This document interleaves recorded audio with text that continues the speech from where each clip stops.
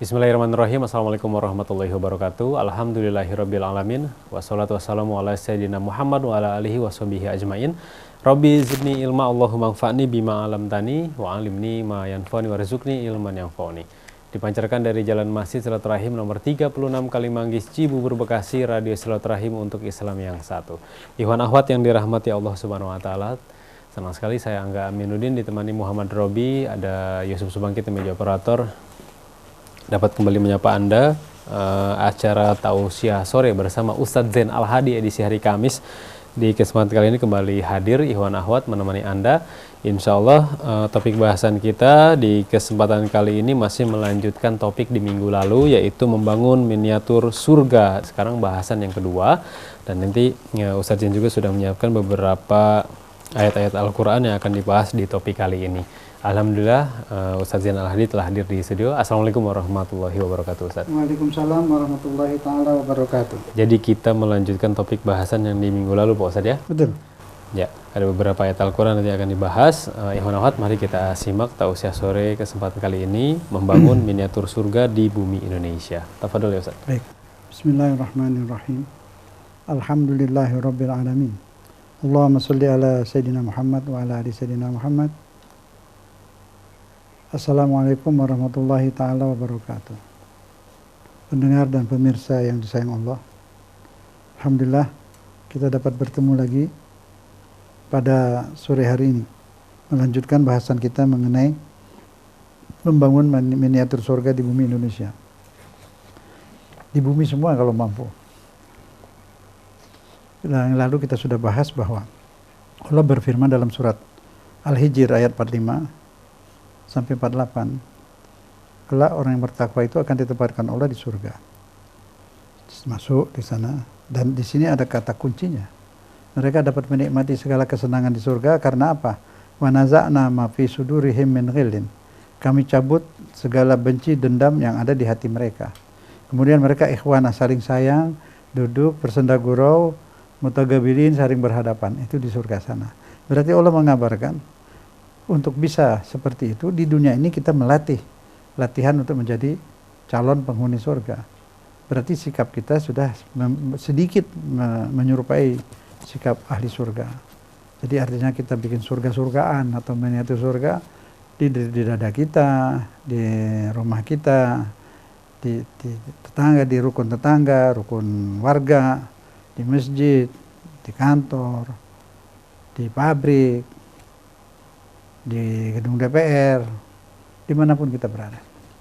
Bila kita melihat bahwa misi Islam itu seperti itu, negara pun seharusnya negarawan-negarawan itu membawa negeri ini ke arah situ, membuat kehidupan yang indah, kehidupan yang baik, yang ramah, yang makmur. Tapi nyatanya sekarang semuanya sibuk dalam hal politik. Masjid-masjid pun dipolitikin, majelis taklim dipolitik, semua hidup sudah berpolitik semua. Dari atas sampai ke bawah. Yang beragama Islam, beragama apapun, hidup dalam politik. Hanya sebagian kecil yang sedang sujud-sujud di masjid itu. Nah, oleh karena politik kita lihat tidak bisa, belum bisa membawa masyarakat kepada kehidupan yang baik. Masih terbatas berebut kursi, berebut kekuasaan. Kita tinggalkan. Kita tinggalkan, bukan begitu kita hidup disuruh Allah, dan tidak begitu tujuan para proklamator, para pejuang untuk membangun negeri ini. Bukan untuk berpolitik yang kotor seperti itu yang sekarang ini. Gesek-gesekan, hantam-hantaman, dan seterusnya.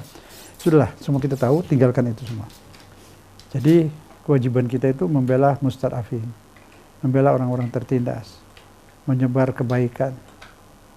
Dan minggu lalu kita bahas surat Al-Anfal 41.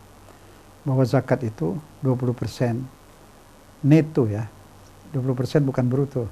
Sudah hasil bersih, sudah belanja, sudah untuk sekolah, untuk rumah sakit, jalan-jalan, sepakailah senang-senang. Selesai lebihnya itu yang disimpan, itu yang dikeluarkan 20%.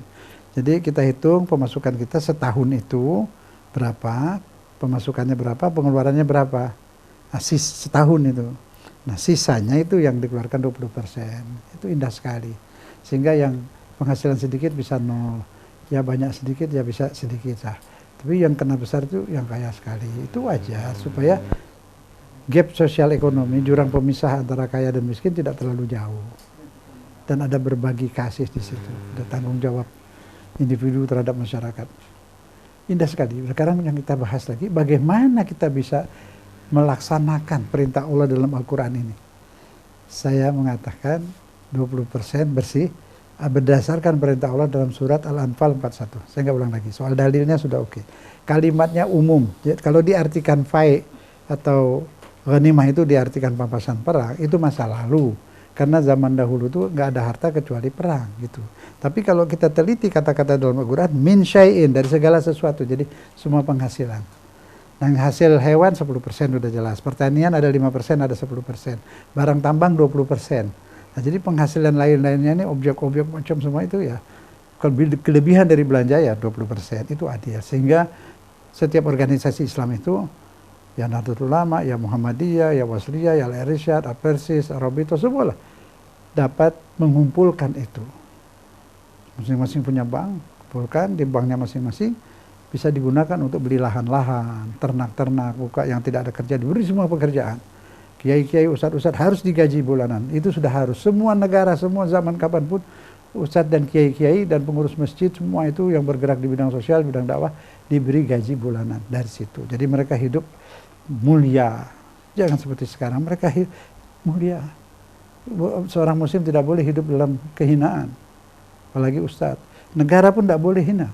Di Indonesia proklamator, pendiri negara-negara ini ingin Indonesia itu tegak berdiri, sejajar dengan bangsa-bangsa lain.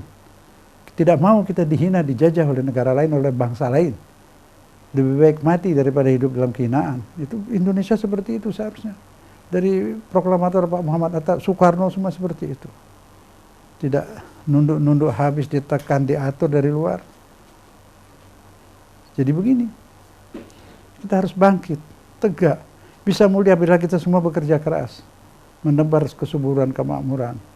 Modal ada, tidak bisa berbuat apapun tanpa modal dari zakat itu. Allah beri konsep itu zakat. Itu modal itu. Tinggal diinvestasikan. Aduh, susah kalau menyampaikan sesuatu yang... Karena saya harus jujur, saya berani sampaikan. Al-Azhar itu 1000 tahun yang lalu, mereka menerapkan sistem 20% itu pada zaman Fatimiyah. Itu diinvestasikan sampai sekarang ini. Sampai sekarang ini di Al-Azhar itu pemasukan uangnya lebih besar dari pemasukan negara Mesir. Negara Mesir mengambil dari Yayasan Al-Azhar. Yayasan Al-Azhar punya menteri Al-Azhar. Begitu besar investasi peninggalan zaman Fatimiyah itu. Bisa membayar dosen-dosen ke seluruh negeri Islam. Menerima beasiswa untuk anak-anak muslimin dari seluruh dunia Islam. Ada di asrama, saya di sana kan. Asramanya besar, berapa gedung. Semua dijamin oleh Yayasan Al-Azhar. Di rumah sekolah dari TK sampai universitas di seluruh Mesir Al-Azhar. Rumah sakit semua gratis, sekolah gratis. Padahal Mesir negara yang tidak kaya. Tapi Al-Azhar lebih kaya dari negara Mesir. Hanya yayasan. Apa konsepnya? Zakat 20% pada masa lalu. Sekarang balik 2,5%. Masa lalu peninggalannya saja itu sudah luar biasa. Di Irak, perang sampai hancur-hancuran. Bisa membiayai anak yatim, 100.000 anak yatim, $40 per hari dari 20% itu.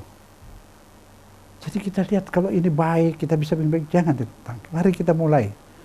Kita mulai, tidak bisa sendiri, kita semua gotong royong. Muhammadiyah, NU, Wasliyah, bergotong royong. Fastabiqul khairat. Sudah telat ini kita. Sekarang apa sih yang kita miliki? Nggak ada.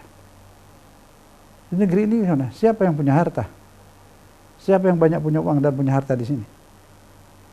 Siapa yang menguasai media? Kalau harus menguasai media, semua otak manusia ini dicuci oleh media, ditentukan oleh media. Televisi itu bisa mengangkat orang yang tidak terkenal, bisa mengangkat menjadi orang terkenal di Indonesia. Disiarkan tiap hari di televisi semua itu. Itu fakta. Terus kita umat Islam punya apa? Punya tukang kafirinkan orang, tukang bid'ahkan orang, keribut, itu banyak di kita. Terus apa? Saling cakar, saling hantam, ini hasilnya. Nanti kalau ada orang lain kita marah. Tapi kita sendiri tidak pernah mengatur diri, membuat baik diri. Gengsi semua, nggak mau mengalah. Apa terus-menerus seperti ini? Kasihan anak-anak kita. Kita terimalah konsep itu dari Quran. 20% itu silahkan dikelola oleh Muhammadiyah, oleh NU, oleh organisasi sosial banyak ini, organisasi massa, Al-Wasliyah, Al-Irsyad, Rabithah, apalagi itu banyak lah. Misalkan bekerja dengan baik, dengan jujur, ada auditornya yang rapi, terus beli lahan-lahan itu, buka peternakan, buka pertanian, buka koperasi, buka industri, dipekerjakan semua di situ, semua harus jujur, diceramahin, kasih sayang sesama muslim. Kalau mau masuk surga bersihkan hati. Tidak ada orang masuk surga dengan hati yang kejam dan kotor, tidak ada itu. Sebab surga bisa senang-senang kalau hati bersih. Di dunia pun kita bikin miniatur surga. Bersihkan hati semua, rukun. Sana senyum, di sini senyum, di sana senang, ke sini senang. Udara pun menyegarkan kalau sudah hati bersih. Pohon-pohon pun mendukung, melambai-lambai, membuatkan angin sepoi-sepoi. Sehingga negeri ini menjadi negeri yang indah. Adil, makmur, damai, kasih sayang, sudah dibuang ego semua. Itulah Islam. Apakah ini mimpi? Ketika saya berbicara seperti ini, Bapak dan Ibu dengar semua ini, terbayang ini mimpi apa enggak? Tidak. Bisa dikerjakan. Bisa dikerjakan dengan syarat semua kita bersama. Berhentilah soal ribut soal politik. Soal ini, soal kecil-kecil, soal masalah-masalah kecil diributkan. AS, WBR, Assalamualaikum, ya Allah, buang waktu, buang tenaga. Sekarang bukan itu masanya, bagaimana itu mencegah gadis-gadis kita jangan sampai kerja di tempat maksiat. Jangan sampai dijual ke luar negeri. Anak-anak kita itu, putri-putri kita, putra-putra kita juga keadaannya hidup udah susah. Rentenir di kampung-kampung penuh. Ngaku bank keliling. Disita hartanya, kita semua diam. Padahal agama suruh kita berbuat seperti itu. Itu munkar. Jangan basmi munkar itu tahlilan, maulud dan yasinan. Ya, salah itu. Dah ada orang itu tidak yang namanya munkar itu diingkari. Karena merusak masyarakat, merusak negara, merusak kehidupan, itu munkar. Orang baca yasin tidak merusak. Boleh kita berubah semua. Berubah. Kewajiban kita, ini negeri kita, tempat anak-anak kita, cucu kita semua tinggal di sini. Kita harus tinggalkan segala yang baik di sini. Kalau sekarang ini kita nggak bergerak, ini tambah hancur. Narkoba tambah banyak. Kita umat Islam sudah nggak punya apa-apa. Semua hanya tinggal jual rumah, jual lahan, umat Islam ini. Kekayaan ada di pihak lain. Terus kita mau marah? Tidak, kita lebih bisa berbuat. Kita punya potensi. Kita punya masyarakat banyak. Kita punya lahan. Kita punya konsep dari Allah zakat 20%. Marilah kita manfaatkan, kita amalkan ini. Untuk kesejahteraan semua negeri ini. Kita jadikan Indonesia ini apa? Miniatur surga di bumi. Tidak aneh, bisa insya Allah bila kita mau. Saya yakin kita mau. Itu bahasan yang lalu ya. Kini kita mulai. Jadi membuat suasana indah di dalam dada. Di dalam dada dulu, buang segala benci. Kalau ada surga di dada, baru ada surga di rumah. Baru ada surga di kantor. Kita ke kantor semua senyum, salam, tidak ada dendam, tidak ada benci. Kita ke masjid salam-salam semua, sudah ada lagi pemisah mazhab. Kita semua menjadi ahli surga lah, sama. Nggak ada surga mazhab A, surga mazhab B, itu nggak ada itu. Surga untuk muhsinun, untuk orang bertakwa, untuk orang soleh yang hati bersih. Kita buat suasana indah di dalam rumah. Banyak mengalah. Mengalah. Buat apa cari uang banyak-banyak kalau di rumah jadi neraka?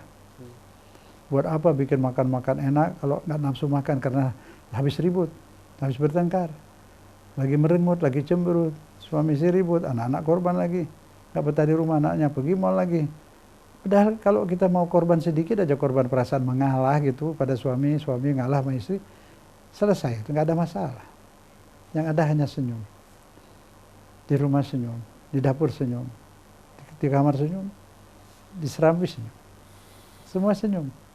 Itu yang dimaksud membuat miniatur surga dalam rumah tangga, dalam dada. Dari unit-unit rumah inilah terjadi bangsa. Dari unit-unit ini terjadi warga RT, warga RW, nah, terus kelurahan, desa, seluruh bangsa Indonesia. Bila unit-unit ini sudah bisa membuat surga-surga kecil di rumahnya, negeri ini menjadi miniatur surga. Kalau kita bisa bikin miniatur Jawa Tengah, Jawa Timur di Taman Mini, bikin miniatur surga lah di rumah kita. Tidak bisa 100%, 20% sudah bagus. Ini bukan ajakan pribadi, ini Quran semua isinya seperti ini. Kalau kita mau pahami betul-betul isi Quran. Ya, damai di rumah, damai di kampung, damai di pasar, damai di kantor. Aku dan kita semua satu, padam neraka di dalam dada. Datanglah miniatur surga di rumah, di kantor, di mana-mana. Semua orang senyum di mana-mana. Semua saling sapa. Dari hati yang polos, tidak ada dendam, tidak ada benci. Bisa, jangan bilang tidak bisa. Bisa kita serempak rame-rame mau. Nanti kita hubungi semuanya, organisasi ormas Islam. Insya Allah dari ormas Islam yang besar itu di Indonesia bagian timur sudah mau. Itu dia anggotanya aja ada 50 juta itu. Di Indonesia bagian timur semua. Itu kompak itu. Mereka kompak. Tidak ada perbedaan mazhab mereka itu. Dari satu guru. Guru mereka itu waktu hidup bisa membangun 1000 madrasah. Sekarang diteruskan oleh murid-muridnya sudah ada 2000 madrasah. Kalimantan, di Irian, di Hutan. Itu Habib Irja dulu dia dagang batik dari Solo, dijual ke Makassar, terus kalau dapat uang langsung pergi hutan, dakwah. Di mana di kampung dia berdakwah, dia bikinkan madrasah. Jadi selama hidup dia buat 1000 madrasah. Nah, itulah orang muslim yang benar seperti itu. Bersabiul khairat. Biar yang berpolitik itu yang di partai silahkanlah. Enggak semua orang berpolitik. Kalau semua ini berpolitik ya hancurlah negeri ini. Semuanya berpolitik. Nah terus siapa mau ngurusin orang-orang susah? Kalau partai bisa ngurusin orang susah ya boleh kita serahkan dia. Tapi faktanya belum bisa partai. Masih ngurusin ke dalam, masih ribut di dalam. Dalam satu partai aja masih bertengkar. Dan sudah kecebur di alam politik yang kusut. Sudah nggak bisa diharapkan. Tidak ada partai bisa kita harapkan untuk memakmurkan bangsa ini. Untuk menguruskan orang yang susah, belum ada. Belum sampai ke sana. Kita langsung bisa berbuat tanpa partai. Bisa berbuat tanpa partai. Tanpa jadi anggota DPR. Kita masyarakat bersama-sama gotong royong. Fastabiqul khairat. Berlomba-lomba berbuat baik. Saya terus terang memang anti partai. Biarkanlah mereka mau partai, urusan mereka. Saya tidak. Kita mau berbuat. Mau berbuat. Banyak yang harus dibuat. Baik konstitusi kita ikutin. Al-Quran. Al-Quran dulu kita ikutin. Wal asri belum kita amalkan.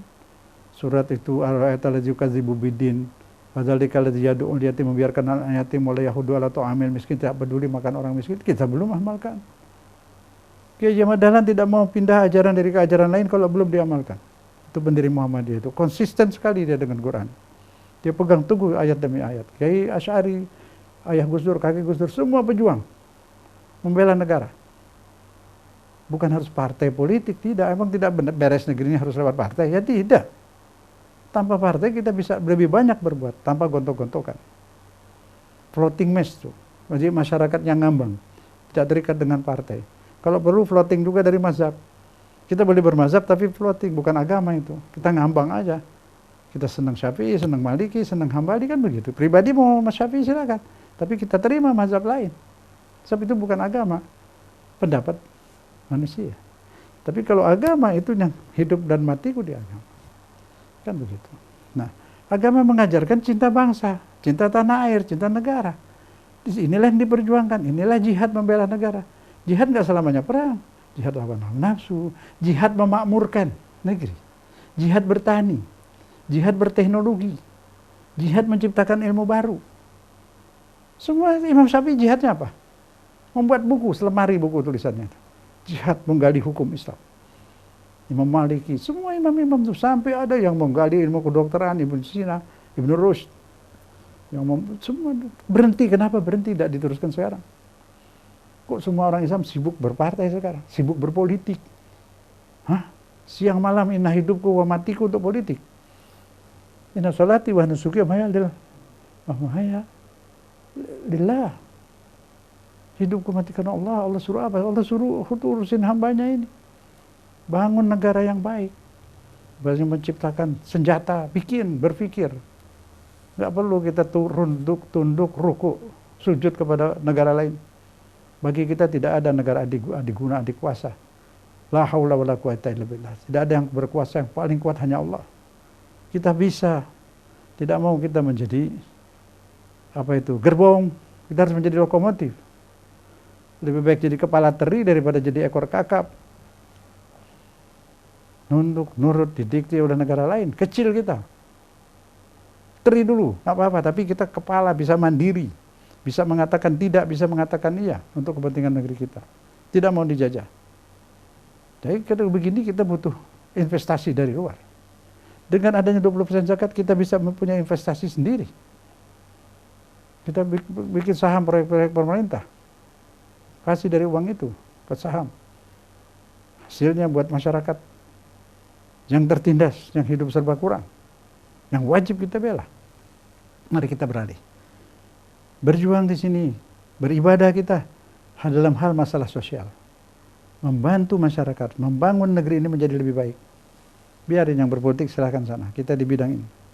Hablum minallah, hablum minan nas. Mari kita perhatikan firman Allah Subhanahu wa taala. Bismillahirrahmanirrahim. Surat Al-A'raf ayat 96. A'udzubillahi minasyaitonirrajim. Bismillahirrahmanirrahim. Walau anna ahlul qura amanu wattaqau lafatahna alaihim barakatin minas sama' wal ard. Walakin kazzabu fa akhadnahum bima kanu yaksibun. Allahu akbar. Jikalau sekiranya penduduk negeri ini, termasuk Indonesia ya, beriman dan bertakwa betul-betul, beriman dan bertakwa, pastilah kata Allah, kami akan limpahkan kepada mereka berkah. Ingat, barokah. Harta banyak, kalau tidak ada barokah, harta itu menjadi petaka. Bila ada barokah, harta itu bermanfaat. Turunkan berkah dari langit dan bumi. Berkah dari langit apa? Tetesan hujan. Menyentuh biji pepaya, jadi pepaya. Menyentuh biji duku, biji duku. Menyentuh apapun tumbuh dia. Menjadi beras, menjadi padi, menjadi terigu. Dari terigu bisa diolah menjadi ribuan kue. Itu berkah. Kalau nggak ada berkah, tidak. Negeri yang kaya, kalau tidak ada berkah, hancur juga, lihat nanti. Tapi mereka mendustakan ayat-ayat kami, maka kami siksa mereka karena kesalahan mereka sendiri. Terus disambung dengan surat Al-An'am 43-44. Walaula izja'ahum ba'suna tadarra'u walakin qasat qulubuhum. Tetapi mereka tidak juga sadar, sudah dikasih peringatan adanya gempa bumi, adanya angin tsunami, angin ini, angin itu, berapa banyak angin. Datang angin, dia tidak berani lawan angin. Dia menyerah, tapi tetap tidak mau sadar kalau itu adalah peringatan dari Allah. Tetap saja mereka jauh, sehingga hati mereka menjadi beku. Kemudian setan memperindah kebekuan hatinya itu menjadi sesuatu yang baik. Sehingga dia berbuat kejahatan, dia merasa itu baik. Setan yang bisikin. Dia melarang orang baca Yasin, kata setan, oh itu amal soleh, itu jihad. Sampai seperti itu. Dia bunuh orang kafir, orang Islam pun dibunuh. Syekh Ramadan Al-Buti dibunuh. Ulama Syafi'i yang paling alim di Suriah, di masjid sedang ngajar tafsir. Itu yang membunuh, bunuh diri. Dia bilang kalau bunuh Al-Buti ini nanti masuk surga dapat bidadari. Itu kan yang bisikin setan. Nah, seorang ulama yang soleh di masjid dibunuh. Dia bilang dia beramal soleh, berjihad. Siapa yang kasih bisikan palsu seperti ini? Setan. Nah, di situ kenapa bisa ada setan? Karena hati tidak bersih. Setan itu gampang masuk di hati yang penuh dendam, penuh kebencian, sombong, merasa paling benar. Itu azanallahu min dzalik. Semoga Allah lindungi kita dari hal seperti itu. Selanjutnya ayat ini disambung lagi. Bismillahirrahmanirrahim. Falamma nasu ma dzukiru bihi fatahna alaihim abwab kulli syai. Hatta idza farihu bima atau akhadnahum baghtatan fa idahum mublisun. Maka tatkala mereka lupa segala peringatan yang telah diberikan Allah, kami pun membuka pintu-pintu kesenangan sehingga mereka bergembira dan apa yang telah mereka dapatkan. Saat itu langsung kami wafatkan secara mendadak, enggak sempat taubat. Jadi diulur sama Tuhan, istidraj. Kaya, poya-poya, lupa segala. Dengan kekayaannya, uang banyak, dia beli senjata banyak-banyak. Dia bunuh tetangganya, bunuh sana, bunuh si, sama seagama lagi. Yang lain agama aja tidak boleh dibunuh. Apa artinya rezeki kalau seperti itu? Rezeki digunakan untuk bunuh orang, untuk poya-poya tidak karuan. Astagfirullahaladzim. Nah inilah manusia mesti sadar. Ada negeri kita tetangga di Asia dengan Islamnya yang sederhana, tapi dia alhamdulillah dengan zikir, sampai negeri itu disebut negeri berzikir. Rapi, rakyatnya dibelikan rumah, yang tua tidak punya rumah dibikinkan rumah, yang sakit dia obat gratis, sampai ke luar negeri dibayarin, sekolah gratis. Berkah, tidak banyak, rezekinya sedang saja, tapi dia di situ zikir, ibadah, tidak ada ribut, tidak ada tidak ada partai, tidak ada mazhab ini itu, nggak ada satu. Damai, rukun. Mobil pun masih orang mau nyebrang dilihat masih jauh, masih 10 meter dia ngerem sudah. Coba itu di Asia sini. Kasih contoh, sederhana dia, tapi alhamdulillah rapi, damai, orang tuh nggak ada ribut, nggak pernah ada orang ribut. Nah sekarang negeri Islam lainnya kita lihat penjaranya penuh, sampai nggak muat, berdesak-desak. Salah satu negeri di Eropa yang tidak Islam kita sebutnya kafir, habis penjara kosong, bubar penjara. Swedia, tidak ada lagi penjara, malu lah itu. Jangan lagi kita ngeraku paling benar, ngapirkan mazhab lain. Lihat apa yang terjadi. Sudah nyimpang dari Al-Quran, kehidupan kita ini. Nyimpang dari UUD 45 Pancasila juga nyimpang. Bhinneka Tunggal Ika mana? Semua bekerja untuk golongannya masing-masing. Untuk sukunya masing-masing. Mengorbankan yang lain. Itu buat pidato itu Bhinneka Tunggal Ika. Semua ini sudah hipokrit. Pernah pada zaman Orde Baru itu saya ketemu Kiai Khairi Effendi, Tasik. Itu Kiai pejuang. Tapi sebelumnya dia DI, pimpinan ini, tapi orang baik. Dia tobat turun gunung, buka pesantren, bagus. Ikhlas orangnya, ilmunya tinggi, tauhidnya tinggi. Saya jumpa dia, baik lagi. Santrinya nggak bayar tuh. Dia bikin apa tuh namanya banglong di sana, itu tempat ikan ya, tempat ikan. Balong itu di Manunjaya itu. Ikhlas, ilmunya tinggi. Punya sawah, nggak bayar sama santrinya, nggak bayar. Saya datang karena waktu itu ada 2000 anak kita yang mau dipindahkan ke agama lain.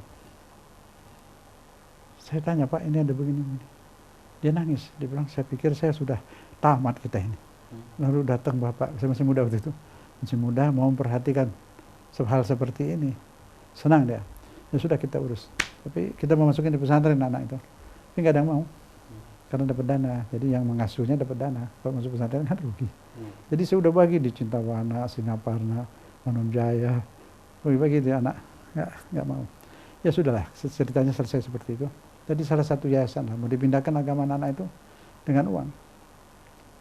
Tapi Pak Khair itu akhirnya besok dia mau cari dana.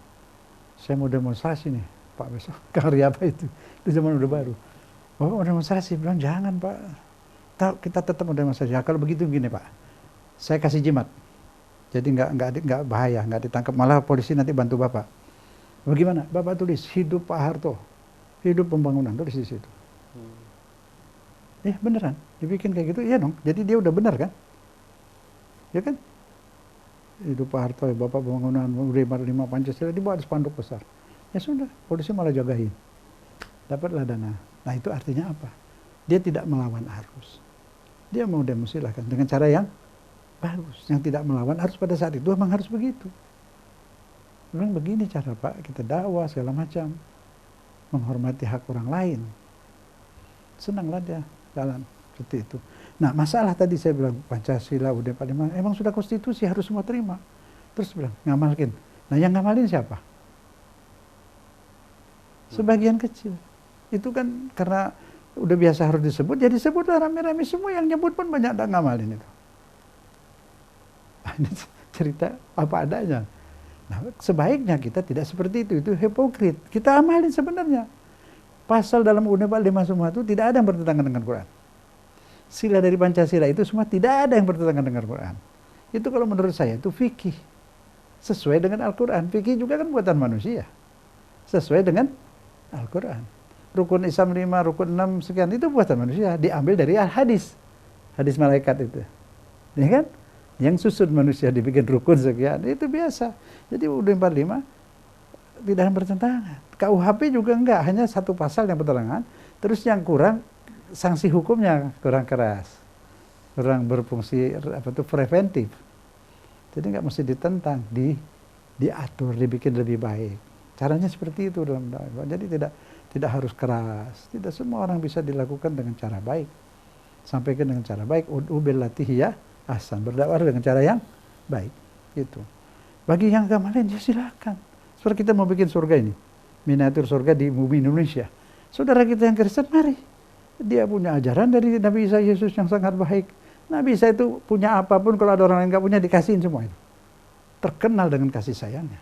Nah, umat Kristiani bisa ikut Nabi Isa. Kita tiru Nabi Muhammad, dia tiru Nabi Isa. Yang Buddha ikut Buddha, yang begitu baik. Dan Hindu dan seterusnya. Kita bikin surga bersama. Gak ada masalah. Masalahnya mau nggak buang ego. Buang ego kepribadian, ke fanatik kesukuan, fanatik mazhab. Di sini tugas kita tuh kalau kita belajar agama benar, tugas kita ini membangun negeri menjadi baik buat umat. Coba lihat, kurban buat siapa dagingnya? Buat umat manusia. Kurban buat manusia. Zakat buat manusia. Semua berbuat baik untuk manusia. Sampai ini kalau saya keluarkan mungkin heran. Sholat itu sebenarnya kalau sampai menutup jalan itu pahalanya sudah hampir habis. Bayangin. Pikir orang ini kalau udah sholat boleh, hantam orang juga boleh, bikin macet jalan boleh. Tidak. Sholat Jumat yang nggak punya lahan itu masih pakai tanah di depan nggak apa-apa. Sementara. Usahakan bikin bertingkat atau beli lahan di sebelah. Kita hablum minallah, hablum minannas. Menyembah Allah, berbuat baik kepada hambanya. Tidak mau menyusahkan orang. Ada duri aja suruh buang di jalan. Nah nih, kita pahami Islam yang benar. Kalau orang tidak punya pekarangan, ada perkawinan di jalan, ambil waktunya 2 jam. Jangan sampai berhari-hari. Bukan pahala menutup jalan itu dosa besar. Lihat hadisnya banyak. Jangan duduk di jalan-jalan. Gak boleh duduk di jalan. Kenapa? Menghambat jalan. Ngobrol di tengah jalan. Ada batu buang. Itu Islam luar biasa. Sangat menjunjung tinggi hak orang lain. Hak masyarakat. Itu berbuat baik, bukan sebaliknya berbuat tidak baik, menyusahkan orang. Ini Islam yang benar. Oleh karena itu, kita berubah sekarang. Kita mau bikin surga kecil di Indonesia ini. Kita kerja sama semua nanti. Kita akan keliling-keliling. Bapak Ibu yang dengar, kalau memang ini pendapat saya bagus, praktekkan di rumah, terus ajak tetangga, ajak family terus satu-satu. Nanti kita selanjutnya akan kita kembangkan bersama yang lain. Ini jalan terakhir buat kita untuk menyelamatkan negeri ini, menyelamatkan bangsa ini, menyelamatkan anak kita. Kalau biarkan begini terus, bayangkan. Bayangkan narkoba masuk ke sini kayak apa banyaknya. Hah? Nah, porno-porno sudah di HP di mana-mana. Apa jadi generasi yang akan datang? Perpecahan kebencian sudah masuk ke mana-mana, ke masjid. Saya difitnah. Saya ini di mana-mana berhenti ceramah dimanapun. Di masjid-masjid enggak. Kadang yang bukan agama Islam ceramah di masjid boleh. Saya malah enggak boleh. Fitnah dari saudara kita. Saya enggak benci sama saudara kita itu. Salah satu partai lah. Makanya enggak berkah, partainya enggak gede-gede itu.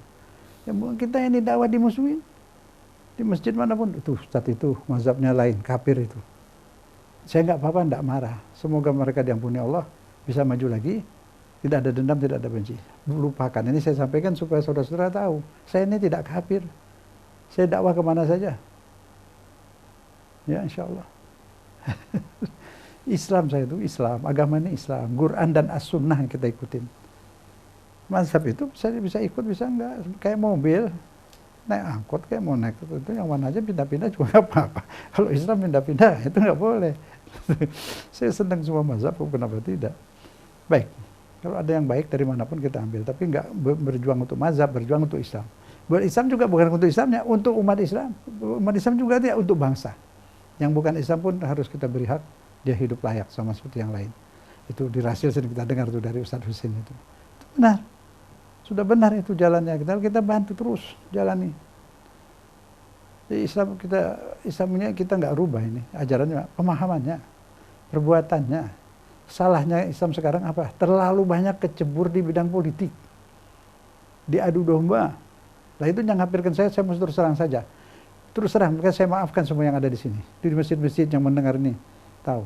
Mereka dibayar dan disuruh, atasan yang bawahnya nggak, disuruh dari luar negeri, sudahlah. Itu udah, saya boleh disidang diadili mau. Saya buktikan, saya paparkan juga bisa. Mereka digaji. Yang atasan, yang bawah kesian nggak tahu apa-apa. Ya, itu sudah fakta itu. Negara pun sudah tahu itu. Dari negeri mana. Masalah politik di luar, dibawa-bawa kemari. Semua ditunggangi. Sudahlah, selesailah itu.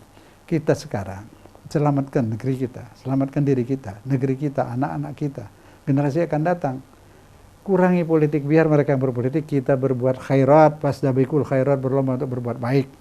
Sampai bisa bikin koperasi nanti. Begitu. Insya Allah. Kan kita hubungi kemana-mana agar dapat melakukan Apa yang baik untuk negeri ini? Oh iyalah, pahala itu adanya bila kita bisa melakukan satu kebaikan yang bermanfaat bagi orang banyak. Khairon yarah, faman ya'mal mithqala dzarratin khairon yarah. Bisa berbuat baik untuk kepentingan orang banyak. Akan kita buktikan, akan kita rasakan perbuatan baik kita itu di dunia dan di akhirat. Akan kita rasakan. Paling tidak waktu mau jalan sakaratul maut, tuh film perbuatan baik kita nampak, kelihatan, sehingga kita mati senang, mati indah, mati elok. Jangan hanya hidup senang, mati juga senang. Itu. Jadi sekarang kita tahu ke depan kita mau bikin apa. Berhentilah berpolitik. Berhenti mengadu domba sesama muslim. Berhenti mengkafirkan ustadz-ustadz yang baik. Ustadz baik kalau nggak ikut dia dikafirin. Dokter Gores orang alim seperti itu dikafirin juga. Kalau Dokter Gores kafir, bagaimana ini umat yang dengar ceramah dia? Misal. Itu kan sudah nggak benar itu. Siapa yang nggak ikut dia pokoknya kafir, itu salah. Tidak mudah ngafirkan orang.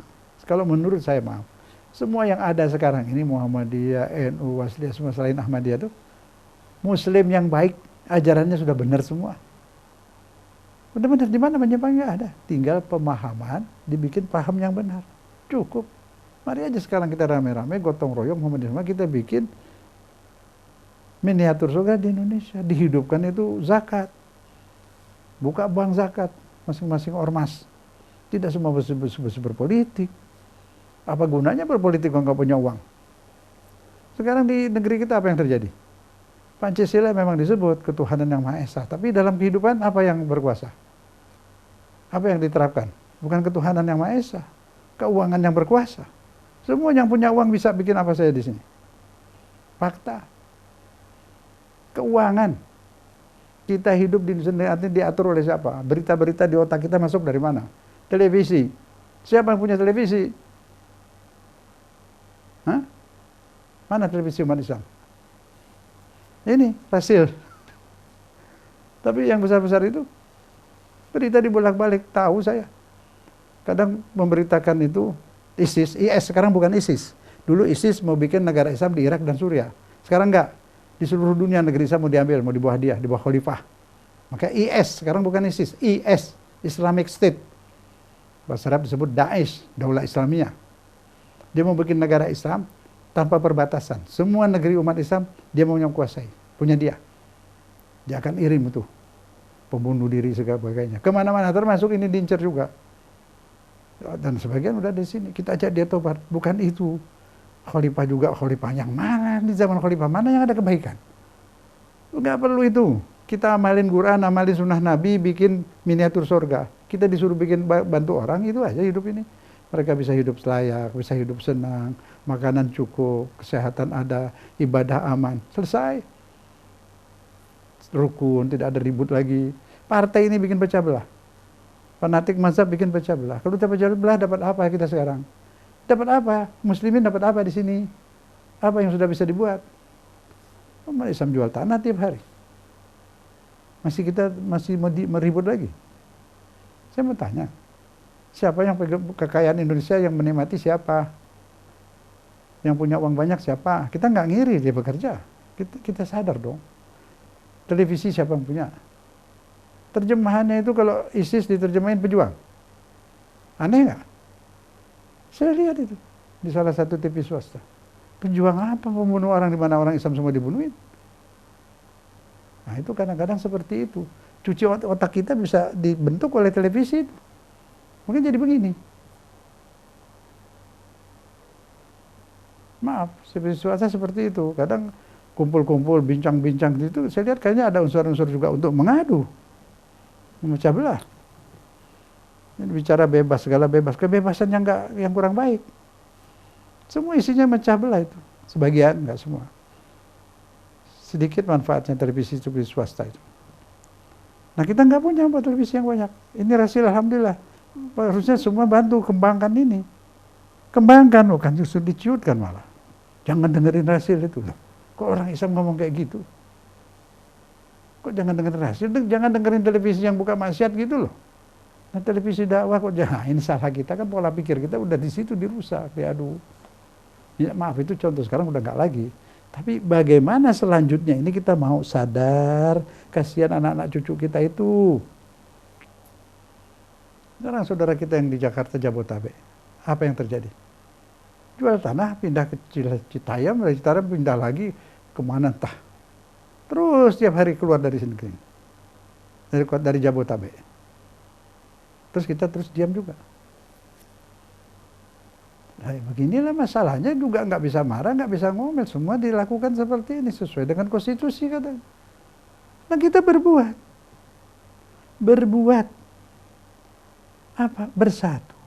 Kita bela negeri ini, keluarkan itu zakat tadi, yang jadi panitia, yang jadi ini, bikin industri, bikin pengetahuan, bikin senjata untuk mempertahankan negeri ini, bikin industri dan sebagainya. Tidak lagi saling cakar-mencakar. Nah ada yang bilang nggak suka sama Rasil, bikin televisi lain yang banyak, kami nggak akan ganggu. Rasil selalu mengatakan dengarkan Rasil dan dengarkan radio-radio yang lain. Islam tidak ada gunanya berpecah belah seperti itu. Tadi kalau saya juga buka, sedih hati saya untuk buka, tapi untuk menerangkan.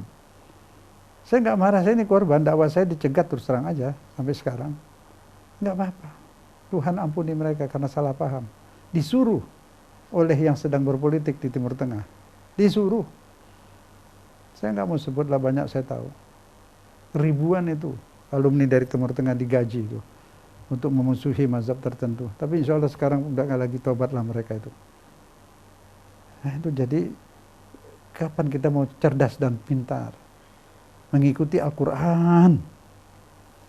Jadi bangsa besar, bangsa yang punya harga diri. Jangan digaji dari luar negeri, kita bikin pecah negeri kita. Digaji dari luar negeri, kita musuhi saudara kita sendiri. Apa kalau negeri ini rusak, anak Anda pindah ke negeri orang yang nyuruh itu, diakui nggak? Anda pindah ke sana jadi warga negara sana, nggak akan diterima. Ini negeri kita sudah, anak Anda akan hidup di negeri ini semua. Janganlah merugikan negeri kita. Memusuhi saudara sendiri, negeri sendiri. Kita bangun, rubah semua sekarang. Kita bikin negeri ini menjadi surga kecil, biar anak-anak kita hidup di sini tidak pecah belah seperti kita. Biar mereka beribadah dengan senang, hidup di rumah dengan senang, tidak ada permusuhan, ketemu saling salam, saling senyum dari hati, bukan basa-basi lagi. Ini yang kita harus bikin. Anda nggak bisa hidup sendiri kok. Dan Anda tidak bisa pindah ke negara lain, jadi orang asing kok. Kalau juga mau, Anda hina di sana, menjilat, maaf. Kita punya harga diri, jadi bangsa yang baik. Indonesia juga harus punya diri, harga diri. Kita tidak mau rukuk kepada negara lain, tidak mau didikte oleh negara lain. Supaya bisa kuat, kita harus bikin kuat ekonomi. Kuatkan ekonomi, kuatkan iman, ekonomi. Tawaf, sa'i. Tawaf itu simbol ketuhanan. Hidup kita hanya untuk Allah. Sa'i itu ekonomi, cari air simbol ekonomi. Bekerja keras untuk memenuhi kebutuhan rumah tangga. Kalau berpolitik terus mengorbankan anak itu apa? Mengorbankan rumah tangga. Bikin rumah tangga yang baik semua. Jangan sampai ada pengemis kalau perlu. Semua bekerja. Bikin surga di rumah, di kampung. Itu tugas kita sekarang, rame-rame. Kita bahu-membahu, ta'awanu 'alal birri wat taqwa. Bahu-membahu, tolong-menolong dalam bertakwa. Bukan dalam permusuhan. Masa lalu sudah habis. Masa lalu sudah mati. Nggak akan berulang. Tobat, kita perbaiki masa yang sekarang.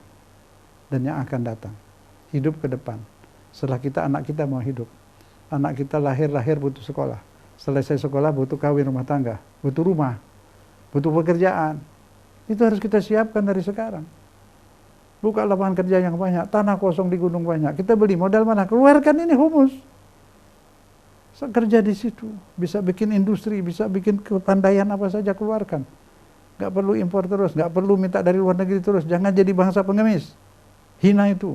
Tidak ada hina dalam Islam. Hidup mulia. Semua kita hidup mulia, bukan sombong, tapi mulia, punya harga diri. Jangan terus bergantung ke luar negeri. Mending dia kasih uang rela. Ada ekornya, dipecah belah, kita habis kasih uang. Dipecah belah. Bukunya banyak beredar, saya punya bukti kok. Saya bicara ini punya bukti. Kapan saya mesti sebarkan, saya sebarkan. Tapi saya ingin jangan. Selesai, tutup. Habis waktu kita. Tenaga habis untuk itu. tutup, maafkan wassalam. Kita mau hidup baru. Buang benci dan dendam. Bangkit Muhammadiyah, bangkit Nahdlatul Ulama, bangkit Wasliyah, Al-Irsyad, Robiso, semua bangkit, bekerja keras, ngurusin umat, ngurusin negeri ini. Ini negeri muslimin, mayoritas kita di sini. Jangan jadi bangsa yang rendah, didikte. Maju semua, kita harus kuat. Tinggalkan anak kita harus kuat, sekolahkan semua mereka. Harus kuat. Kemiskinan bisa jadi kafir. Lemah. Itu, insya Allah. Kita niat sekarang. Niat bersama semua, suami istri yang dengar ini. Kita akan amalkan. Kita akan kuatkan negeri ini. Akan makmurkan negeri ini. Baldatun Thayyibah, negeri yang makmur di ridha Allah. Ibadahnya kuat, ekonomi kuat. Kita niat. Bismillahirrahmanirrahim. Allah bimbing kita. Semoga Allah membimbing kita. Dan anak-anak kita ke jalan yang lurus, yang diridhonya. Amin ya rabbal alamin. Ikhwan akhwat yang dirahmati Allah Subhanahu wa taala, Anda sedang mendengarkan dan juga menyaksikan Tausiah Sore bersama Ustadz Zain Al-Hadi. Dari semua hal yang sudah dijelaskan oleh Ustadz Zain Al-Hadi, tadi ada beberapa ayat Al-Qur'an juga yang disampaikan. Kalau misalkan secara ideal atau dibandingkan dengan kenyataan. Secara ideal lalu dibandingkan dengan kenyataan, realita masyarakat dan bangsa kita saat ini. Apakah usahanya sangat sulit, mudah, atau mustahil nih Pak Ustadz membangun miniatur surga di bumi Indonesia? Gimana ini Ustadz? Ya. Kuncinya ada di hati. Nah. Bila hati ini ikhlas, ada kemauan, mudah. Tapi kalau tidak ada persatuan, tidak ada keikhlasan, sulit. Jadi kalau dari tadi kita bilang bahwa syarat masuk surga itu hati bersih. Wa naza'na ma fi sudurihim min ghillin, kami cabut apa yang di hatinya itu dari dendam dan benci, baru dia bisa masuk surga, bisa senang. Kalau kita cabut dari sekarang, kita belajar jadi orang surga, belajar dari sekarang supaya layak ke surga, di dunia ini kita sudah praktekin gitu. Cabut ini semua bisa. Kalau kita sudah berdada surgawi, pasti kita akan senyum ketemu siapapun, mazhab apapun, bahkan agama lain pun kita melihatnya hamba Allah. Melihat orang lain agama, kita ini makhluk Allah, ciptaannya Allah, kita hormati karena dia makhluk Allah. Situ sudah, ada di sini kuncinya. Kalau mau saja bersihkan hati, buang dendam, terutama jangan ikut luar negeri lah. Kalau dikasih uang di luar negeri, saya tahu itu, ambil uangnya, jangan ikuti perintahnya. Iya kan? Pintar-pintar lah. Ini negeri kita, penghuni sini saudara kita. Kenapa kita mesti berjuang untuk mereka? Nah begitu. Mereka juga kelihatannya Islamnya juga lain. Berkawan dengan musuh Islam. Masjid Aqsa sedang dirusak, orang Palestina dibunuhin. Terus setiap hari dibunuh, ditembak setiap hari, rumahnya dirubuhin. Tidak ada OKI, organisasi konferensi Islam, tidak pernah mau tahu. Nah, kalau kepentingan bosnya yang ngasih dana terganggu, baru dia keluarin fatwa. Sama PBB. Apakah kata Amerika itu PBB itu? OKI begitu juga, kata bosnya lah. Islam nggak pernah dipikirkan, nggak pernah ada mau Palestina nyebut aja enggak sekarang. Dilupakan itu Palestina. Malah yang dimusuhin semuslim lain. Punya senjata sabar-kabar, bunuhin orang Islam. Tidak pernah satu peluru pun ke Israel, nggak ada itu. Malah ada teman ya. Nah, itu contoh yang baik. Maka dari itu, buanglah benci, buang dendam. Masih ada waktu, masih bisa. Jadi masih bisa. Kalau tadi ya intinya dari hati itu bisa. Bisa. Kedua, kalau hati udah bersih, tadi Allah juga bilang, kalau dia amanu bertakwa, beriman dan bertakwa akan dibantu. Rezeki pun akan dibantu. Itu air yang ke bumi itu jadi berkah. Coba kasih contoh. Negara minyak di Timur Tengah kaya nggak? Kaya. Kaya. Uangnya untuk apa? Perang kan? Buat sesama dia kan? Itu faktanya. Apa itu berkah? Banding dengan negeri Brunei deh, tetangga kita itu. Nggak banyak, minyaknya juga nggak begitu banyak. Berkah. Digaji penduduknya semua berobat. Dan anehnya itu tidak ada orang berantem. Damai. Kayaknya kita nggak pernah dengar berita konflik dari Brunei. Nggak ada. Semua digaji. Yang tua nggak ada kerjaan, dibikinkan rumah. Dikasih uang bulanan. Sakit dibayarin. Mau keluar negeri pun dibayarin. Sekolah gratis. Itu sultannya itu sekarang ini nggak kemana-mana. Tiap hari ke tempat yatim, ke rumah rakyat diurus. Kampung sini, besok kampung sana, ini bikin. Saya bilang ini dia ini yang kita cari. Yang ini saja. Dia zikir di masjid, semua zikir itu. Memang dianjurkan. Dari istana sampai ke surau-surau masjid semua tiap malam itu zikir. Baca ratib, baca salawat, baca. Yang penting dia baca apapun karena Allah itu nggak bid'ah gitu loh. Biar baca Quran kalau niatnya salah beda dong. Kan dilihat isi, apa pinter-pinter dong, kenapa sih? Ada nggak orang baca Quran buat bunuh orang? Ada. IS itu pidato Allahu Akbar, ini ayatnya suruh bunuh saudaranya sendiri, suruh bunuh diri di masjid. Nah itu beda. Jadi dilihat motivasinya, caranya, tujuan baik ya baik. Kita punya mata, punya akal kan bisa berpikir, gunakan dong.